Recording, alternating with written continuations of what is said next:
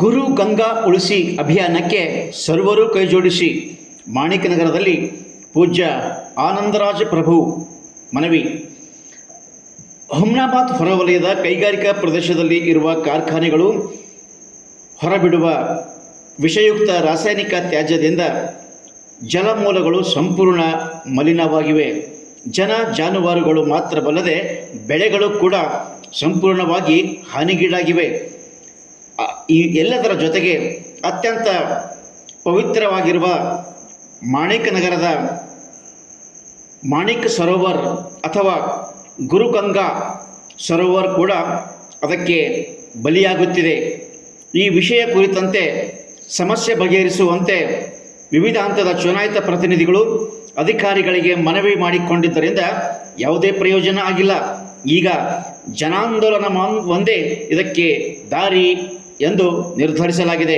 ಆ ಹಿನ್ನೆಲೆಯಲ್ಲಿ ಶೀಘ್ರದಲ್ಲಿ ಆರಂಭಿಸಲ್ಪಡುವ ಜನಾಂದೋಲನಕ್ಕೆ ಎಲ್ಲರೂ ಕೈ ಜೋಡಿಸಬೇಕು ಅಂತ ಮಾಣಿಕನಗರ ಸಂಸ್ಥಾನದ ಇಂಡಸ್ಟ್ರಿಯಲ್ ಏರಿಯಾದೆಲ್ಲ ಯೂನಿಟ್ಸ್ಗಳು ಅನ್ಟ್ರೀಟೆಡ್ ವಿಷಯುಕ್ತವಾದ ಅವರ ತ್ಯಾಜ್ಯವನ್ನು, ಕೆಮಿಕಲ್ ತ್ಯಾಜ್ಯವನ್ನು ಈ ನದಿಯಲ್ಲಿ ಬಿಟ್ಟು ಸುಮಾರು 200 ವರ್ಷಗಳಿಂದ ಇತಿಹಾಸ ಹೊಂದಿರುವ ಒಂದು ಪವಿತ್ರ ಗುರುಗಂಗಾ ವಿರಜಾ ನದಿಗೆ ಇವತ್ತು ಏನದ್ರದ್ದು ಪರಿಸ್ಥಿತಿ ಮಾಡಿಬಿಟ್ಟಾರ ತಾವು ನೋಡ್ರಿ. ಎಷ್ಟು ಸಲ ಮನವಿ ಮಾಡಿದ್ರು ಅಧಿಕಾರಿಗಳಿಗೆ, ಜನಪ್ರತಿನಿಧಿಗಳಿಗೆ, ಏನೂ ಅದರ ಮೇಲೆ ಆಕ್ಷನ್ ಇನ್ನೂ ಆಗಿಲ್ಲ.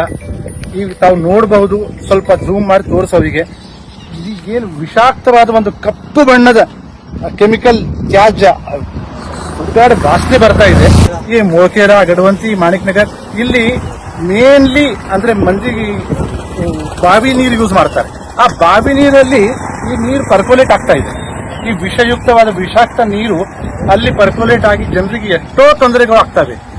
ಅದಕ್ಕೆ ಬಿಟ್ಟು ಜನರು ಬರ್ತಾರೆ, ಇಲ್ಲಿ ಭಕ್ತಾದಿಗಳು ಬರ್ತಾರೆ, ಲಕ್ಷಾವಧಿ ಮಂದಿ ಮಾಣಿಕನಗರ ಪರಿಸರಕ್ಕೆ ಬರ್ತಾರೆ.